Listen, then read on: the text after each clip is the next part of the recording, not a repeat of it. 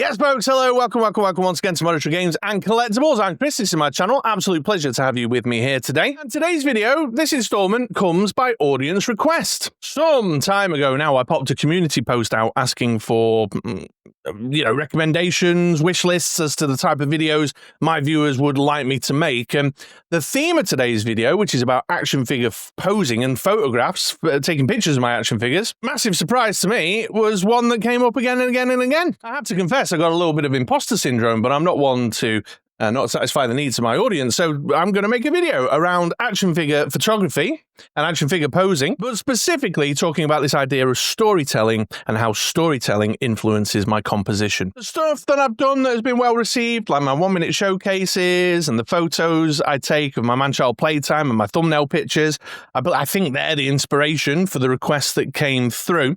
And it really is all about the storytelling. That's the narrative is the key aspect of what I do. I would argue this is the imposter syndrome sneaking in, the stuff like lighting and some of that good stuff I'm still not great at, but I wanted to improve a number of years ago. I've been on a bit of a journey, and so I will share that journey and share my thoughts on storytelling when it comes to taking pictures of my action figures, how I pose them, how I compose those pictures, and what that narrative means for the final product.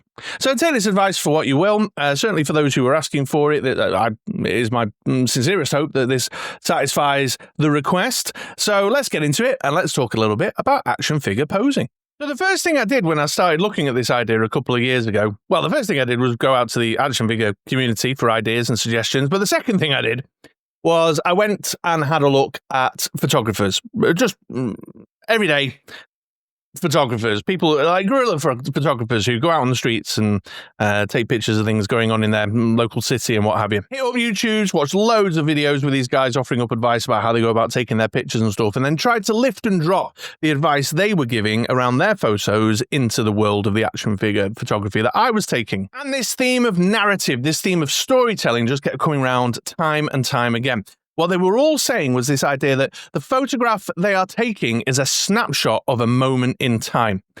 And that snapshot that they're taking needs to activate the imagination of the viewer. It's the second act of a 3-act story, and you need your audience to understand or generate in their imagination the act 1, the before the photograph, and the act 3, the after the photograph events. And what this does is it turns your subject at the center of the photo into a character, and that suggestion of narrative through something dynamic that's happening in the scene allows your audience to just explore it in more ways than just, that looks fucking cool. So it's a mindset thing, it's a thought process thing. I'm trying to turn my figure into a character. I'm trying to turn my dio and background into a setting, a location, and I'm trying to introduce something that tells you about what's happening in the moment that I've captured. Some conflict, some action, some movement, some suspense, some humor, just something so it generates an element of narrative, generates an element of storytelling in that moment of time that I've caught. Now, of course, for your average on-the-street photographer, wedding photographer, etc., some part of that storytelling is done for them because they literally are capturing a snapshot of a moment in time that's taking place.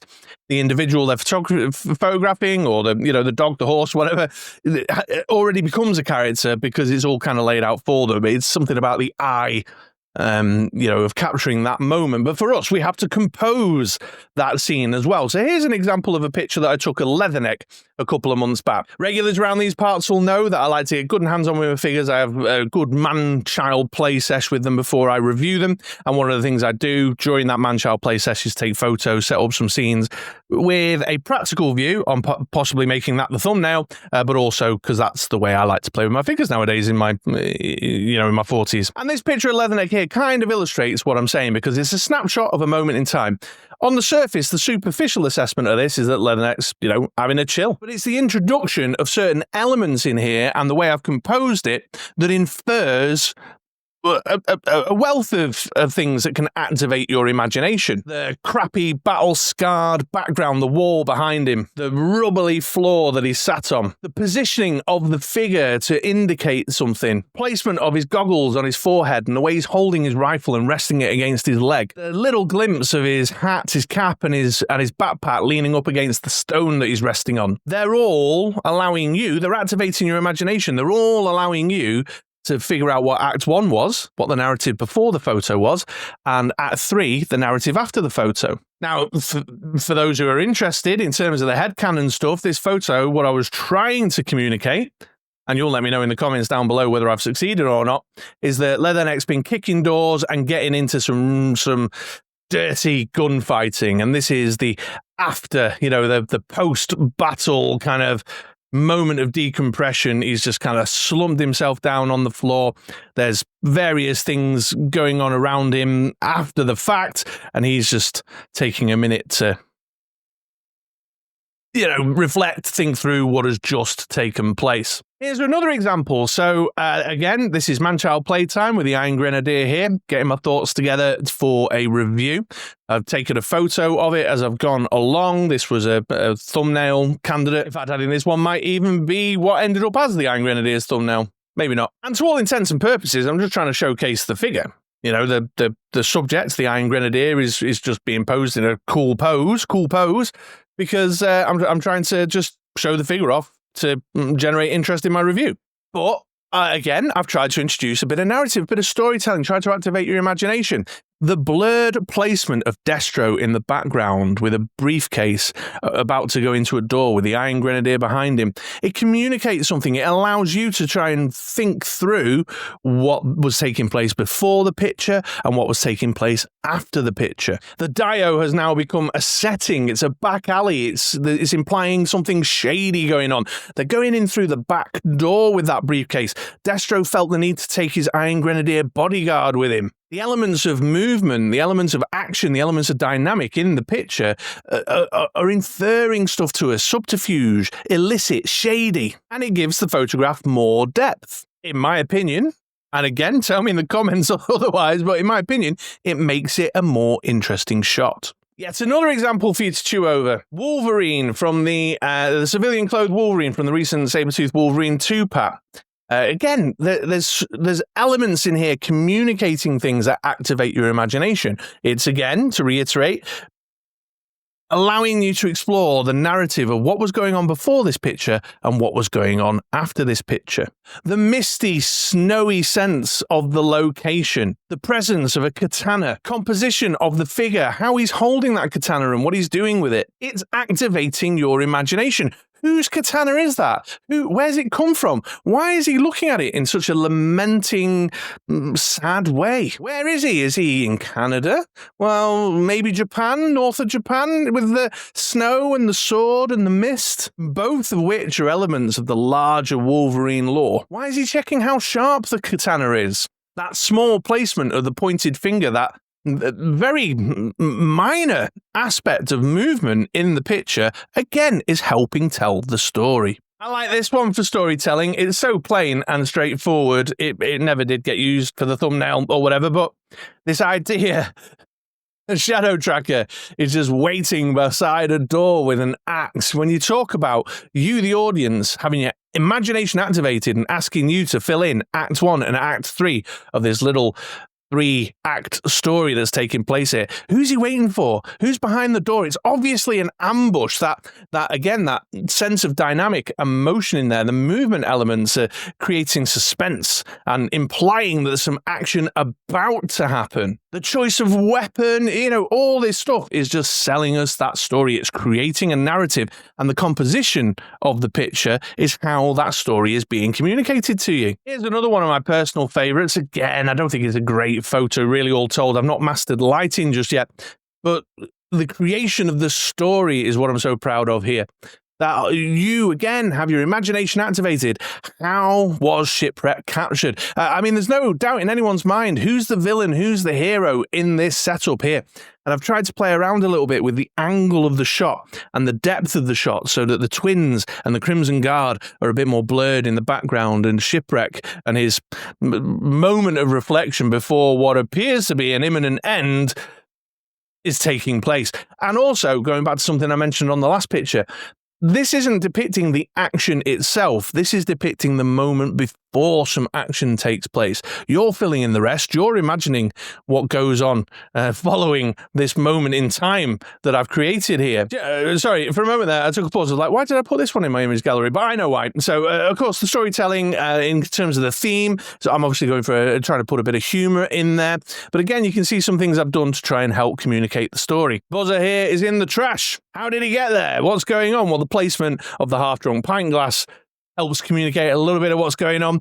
The way he's holding his head as he's coming out, a little sense of motion that he's pulling himself out of the trash can as well to make it a little bit more dynamic. I played around a little bit with perspective here as well. I've taken it at a slight angle just to give it that sort of drunken, more wobbly feel to it, and to give it that kind of quirky edge that adds to the humour of seeing the picture. And with perspective, played around with some of the lines. There's like a triangular pattern in there with the placement of the trash bags, drawing your eye to Buzzer. Now, for me, as the photographer, the story I was trying to tell, drunken night out with the Dreadnoks. The other Dreadnoks have hazed him, chucked him in the trash can, and he's woken up the next morning going, what am I doing here? You know?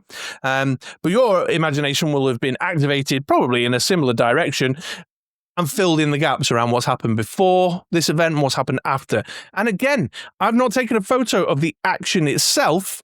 This is a photo after the action took place. One more example for you folks. Here's Outback getting into it with a cobra larp spider octopus creature thing. In this one, I have depicted the action, but again, your imagination is ignited because you're also, I hope, as you're looking at that picture, filling in the gaps as to the piece of action that happened before this moment in time and the piece of action that will take place after the moment in time. So, for example, the placement of that grill having been knocked down from that hole in the wall, from the ventilation shaft in the wall, and the little wisp of smoke coming through, indicating that this creature has kind of leapt out, pounced on Outback from his little secret hiding place in the vent there.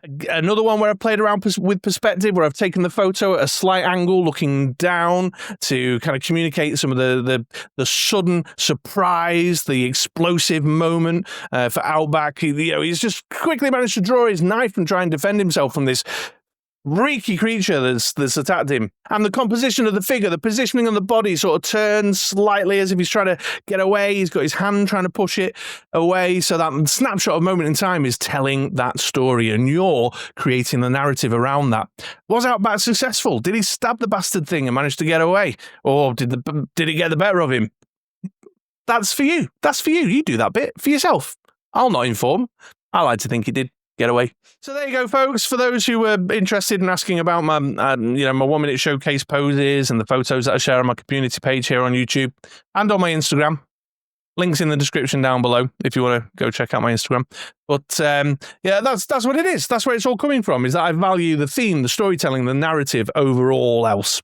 And that's what I'm always trying to do. I try and decide on a story I'm trying to tell and then compose it to create that story. Am I there yet?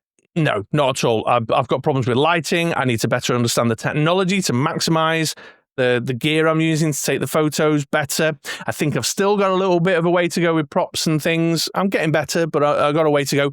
And anatomy, human anatomy. There's a whole big space in the world of photography talking about understanding anatomy and stuff that I think I've still got a bit of a journey on. But that's where I'm at. Maybe as I move forward on that journey, I'll make another video following up and talking about maybe some other themes and ideas around the photography.